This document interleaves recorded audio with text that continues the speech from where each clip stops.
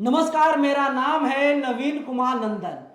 BJP के मंत्रियों को मंत्री कहा जाए या इन मंत्रियों को गुंडा कहा जाए या इन मंत्रियों को हत्यारा कहा जाए, इन मंत्रियों को कहा क्या जाए। कर्नाटक में बीजेपी की सरकार है और वहां से मुख्यमंत्री हैं बसवराज बोम्मई। बोम्मई साहब के राज में दलितों पर अत्याचार हो रहा है और इन्हीं का मंत्री कहता है हम तुम लोगों को जिंदा जला देंगे क्योंकि तुम दलित हो, तुम दलित समाज से आते हो। बाबा साहब ने अपनी पूरी जिंदगी को कुर्बान कर दिया था सिर्फ इसी में दलितों को हक दिया जाए, दलितों को बराबरी दिया जाए। लेकिन साहब ये लोग नहीं चाहते दलित आज भी ऊपर उठ करके कोई काम कर सके। मनुवादी नहीं चाहते दलितों का उत्थान भारत में हो। ये चाहते हैं दलित जैसे आजादी के पहले थे ठीक उसी तरीके से अभी भी बने रहें। देखिए, कर्नाटक के मंत्री हैं। ईटीवी भारत ने खबर छापी है, मैं आपको बता रहा हूं। ईटीवी भारत यही लिखा है, पुलिस ने बुधवार को कहा कि कर्नाटक के पर्यटन, पारिस्थितिकी और पर्यावरण मंत्री आनंद सिंह के खिलाफ एक परिवार को कथित तौर पर धमकी देने के आरोप में मामला दर्ज किया गया है।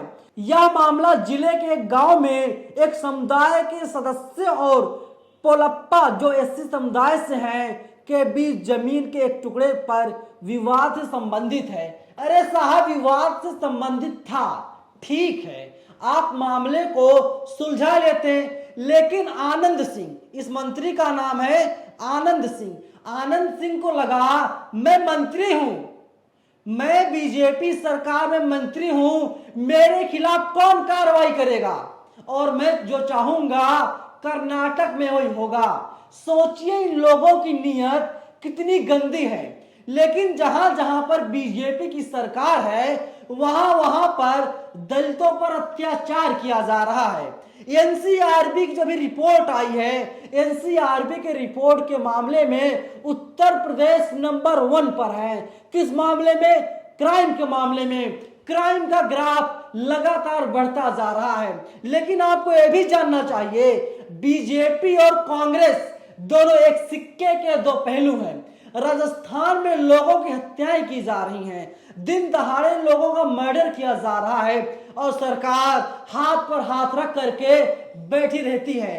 अशोक गहलोत साहब दिल्ली में आकर के डेरा डालते हैं, अपने राज्य को नहीं संभाल पा रहे हैं। वही हाल कुछ कर्नाटक में भी है। लेकिन समाज में जो समानता की बात होती है उस समानता को पूरी तरीके से बीजेपी के लोगों ने, बीजेपी के तमाम नेताओं ने, तमाम मंत्रियों ने, तमाम विधायकों ने खत्म सा कर दिया है। इन्हें लगता है हम तो मनुवादी हैं, देश में हमारा राज है और हमारा कोई कुछ नहीं बिगाड़ पाएगा। ये आनंद सिंह है, बिरादरी से ठाकुर हैं, इनके नाम में ही सिंह लिखा हुआ है। आप समझ जाइए, सरनेम ही बहुत कुछ होता है। सरनेम देखकर ही भारत में लोगों को न्याय मिलता है। आप दलित समाज से हैं तो आपको न्याय नहीं मिलेगा साहब, आप न्याय की उम्मीद मत कीजिए। देखिए, भारत का संविधान जो है वो कहता है अगर आप किसी दलित को जाति सूचक शब्दों से गाली देंगे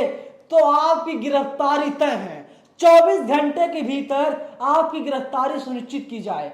लेकिन यहां पर कई दिन बीत जाने के बाद भी अभी तक मंत्री आनंद सिंह की गिरफ्तारी नहीं हुई है, सिर्फ एफआईआर दर्ज किया गया है। सोचिए, छोटा सा जमीन का विवाद था और उस छोटे से जमीन के विवाद ने मंत्री का ईगो हर्ट कर दिया। मंत्री ने कहा मैं तो ठाकुर हूं और दूसरी जो पार्टी है वो तो दलित है। ईटीवी भारत ने खबर लिखी है, मंत्री ने मंगलवार को गांव के दौरे के दौरान समुदाय के लोगों ने उनसे विवाद सुलझाने में मदद की गुहार लगाई है। पोलप्पा ने अपनी शिकायत में आरोप लगाया कि मंत्री ने उनके पूरे परिवार को जलाने की धमकी दी थी। शिकायतकर्ता मंगलवार रात अपने 5 रिश्तेदारों के साथ होशपेर ग्रामीण थाने में पहुंचा। सभी ने आत्मदाह करने की कोशिश की, हालांकि उन्हें बचा लिया गया और अस्पताल ले जाया गया। पुलिस ने बताया कि पोलप्पा और 5 अन्य के खिलाफ आत्महत्या के प्रयास का भी मामला दर्ज किया गया है। जो पीड़ित है, पीड़ित के खिलाफ ही केस दर्ज कर लिया गया है। सोचिए ये हमारे देश आजाद मुल्क में क्या हो रहा है साहब। यही कानून व्यवस्था है। प्रधानमंत्री नरेंद्र मोदी को भी जवाब देना चाहिए। एससी एसटी कानून को वे अध्यादेश ला करके लागू तो करवा देते हैं, लेकिन उसका पालन उन्हीं के मुख्यमंत्री कितना कर रहे हैं, अपने में बड़ा सवाल होता है। सोचिए ये हमारे आजाद मुल्क में हो रहा है।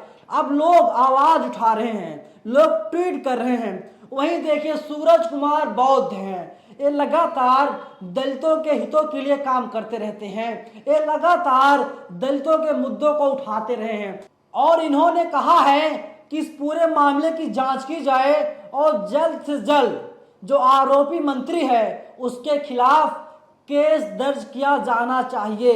लेकिन पुलिस जो है कार्रवाई करने से बच रही है। देखिए अपनी स्क्रीन पर अभी आप जो तस्वीर देख रहे होंगे, तस्वीर को देखने के बाद यही पता चलता है इसमें पूरा परिवार है।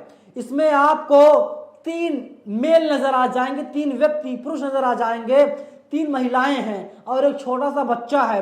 ये लोग जो है हाथ में पेट्रोल लेकर के आते हैं और खुद आत्मदाह करने की कोशिश करने लगते हैं। ये लोग इसीलिए आत्मदाह की कोशिश करते हैं क्योंकि इन्हें न्याय नहीं मिल रहा है। इन्हें सरकार से बिल्कुल भी उम्मीद नहीं है कि इन्हें न्याय मिल जाएगा। लेकिन मोदी जी आपके राज्य में क्या हो रहा है, ऐसा लग रहा है जो राम राज्य वाली सूरज की किरण है साहब, वो तो कर्नाटक तक पहुंच गई है। इसीलिए पहुंच गई है क्योंकि दलितों पर जो अत्याचार है वो अत्याचार लगातार बढ़ता जा रहा है। उत्तर प्रदेश हो, मध्य प्रदेश हो, राजस्थान हो, कर्नाटक हो, सब जगह दलितों पर अत्याचार हो रहा है, लेकिन सरकार कोई भी कार्रवाई नहीं करती। लोगों के साथ भेदभाव किया जा रहा है। आर्टिकल 14 यही कहता है सभी को एक नजर से देखा जाए।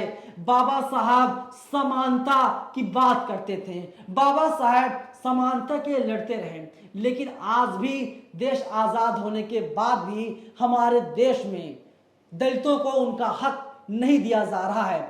आरोपी मंत्री को गिरफ्तार नहीं किया जा रहा है। इसीलिए गिरफ्तार नहीं किया जा रहा है, वो सवर्ण समाज से आता है, वो मनुवादी है।